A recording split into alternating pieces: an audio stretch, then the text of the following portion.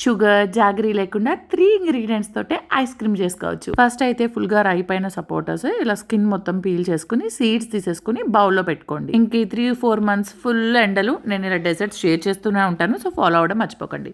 ఇలా తీసుకున్న తర్వాత దీన్ని ఫ్రీజర్లో పెట్టుకోండి. 6 hours అయినా ఉంచుకోవాలి, అప్పుడు గట్టి పడతాయి అనమాట. ఆ 6 hours తర్వాత దీన్ని మిక్సీ జార్లోకి ట్రాన్స్ఫర్ చేసుకుందాం. ఇప్పుడు ఇందులో కోకోనట్ మిల్క్ యాడ్ చేసుకున్నాను, ఒక పావు కప్పు. వీటి ప్లేస్లో కావాలంటే నార్మల్ పాలు కూడా వేసుకోవచ్చు. చిటికెడు యాలకుల పొడి వేసుకుని దీన్ని గ్రైండ్ చేసేసుకోవడమే. స్మూత్గా చేసుకోవాలండి పేస్ట్. ఇదిగోండి ఈ విధంగా. ఇప్పుడు దీన్ని బౌల్లోకి ట్రాన్స్ఫర్ చేసుకుందాం.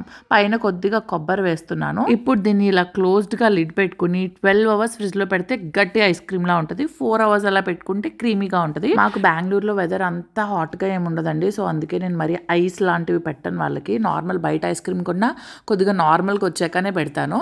సో ఈ విధంగా ఉన్నప్పుడు పెట్టేశాను. మీరు కనుక 12 hours పెట్టుకుంటే పైన ఇక్కడ పిక్ యాడ్ చేసాను చూసారా, అలా వస్తుంది. మిగిలిన క్వాంటిటీని ఒక 2 to 3 days అయినా ఫ్రీజర్లో స్టోర్ చేసుకుని తినచ్చు, ఏమీ అవ్వదు. పైన ఇలా డ్రై నట్స్తో గార్నిష్ చేసుకుని పిల్లలకి సర్వ్ చేసేయడం.